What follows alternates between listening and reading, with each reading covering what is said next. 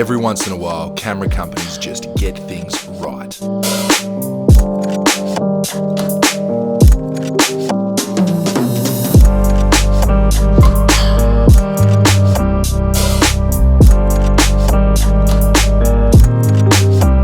And that's exactly what happened in 1980. Somehow, Nikon came out with a camera that would stay in production for a further 21 years.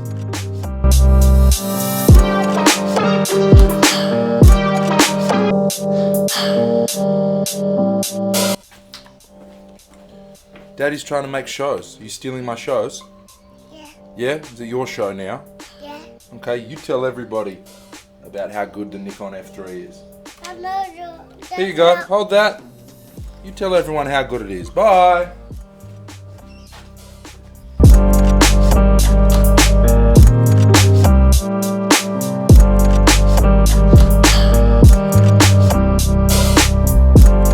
So let's talk about why you want this camera, or at the very least, why you should really appreciate this camera.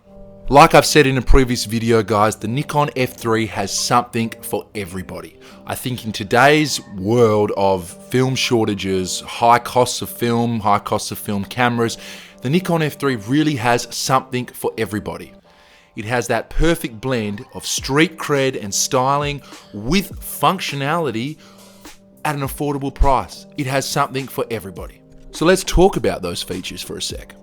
The camera has aperture priority. The camera has a max 1/2000th of a second max shutter. You've got multiple exposure. You've got a self timer. You even have an exposure lock button. Yes, exposure memory lock, a feature that for some reason nobody talks about. There's a button on the front of the camera. All you do is meter for the shadows, press in that button, it locks the exposure, recompose, bang, perfect exposures every time. Whoa, whoa, whoa, whoa. I know what you're thinking. Coop, you're carrying on about an electronic camera. What's so good about an electronic camera?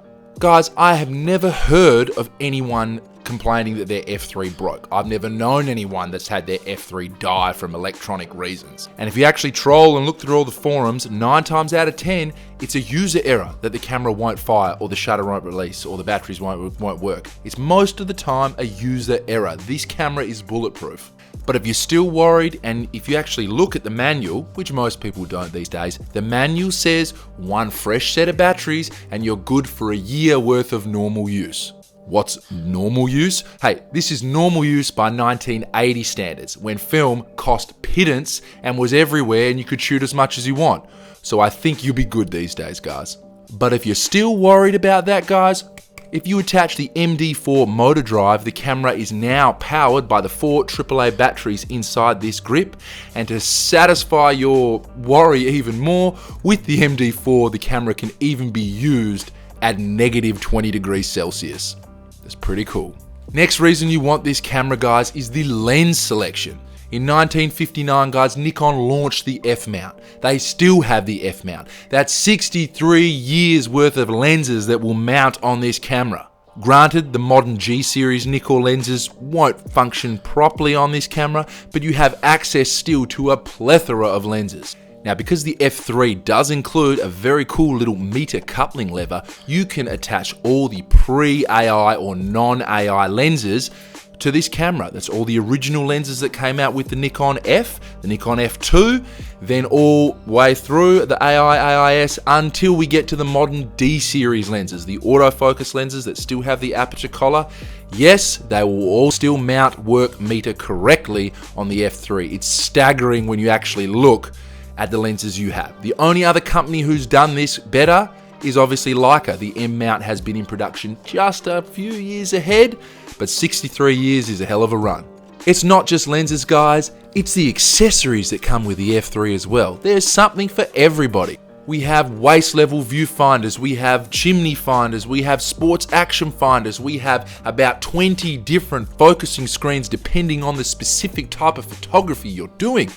Motor drives, film extension magazines, autofocus versions of the F3. You cannot imagine this is such a well thought out system, and like I said, it lasted for 21 years.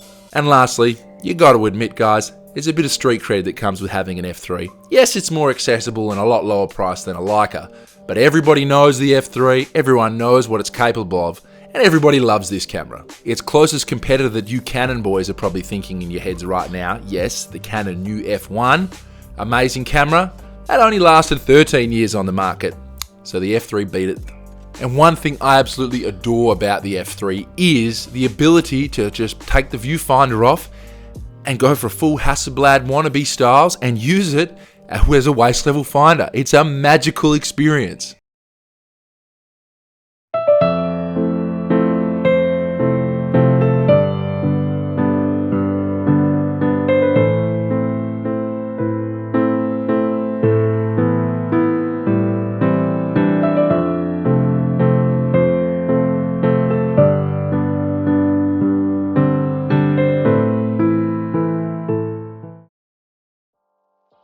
It has every feature you want. It's not expensive. You can still pick these up around the 500 Australian dollar mark.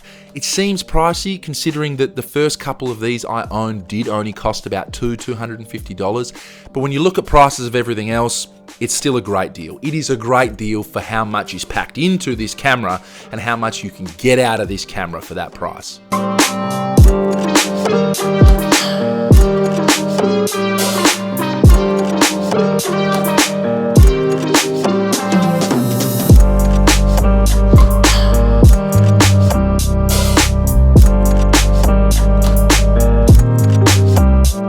Remember guys, this is a full-blown professional camera. This 300mm f4 equipped with a motor drive turns this into an absolute powerhouse. Another reason I love this system guys, I can seamlessly swap lenses between cameras that came out 19 years apart. I can't recommend the F3 enough guys. I feel like if you want to invest in a 35mm camera system, the F3, the Nikon system, it just makes sense. You've got that beautiful camera, functionality, styling, street cred, lens availability, accessory availability, everything is bundled up into one amazing package with this camera. And I feel like these days, like I said, the fact that everything costs so much, you can't go past the Nikon F3, and it's something that will last a lifetime. My specific F3, that was made in 1988. It's as old as I am. It's 34 years old. It's still going strong. It's still working. And it's a companion that I would like to take with me on a lot more adventures and for many years to come.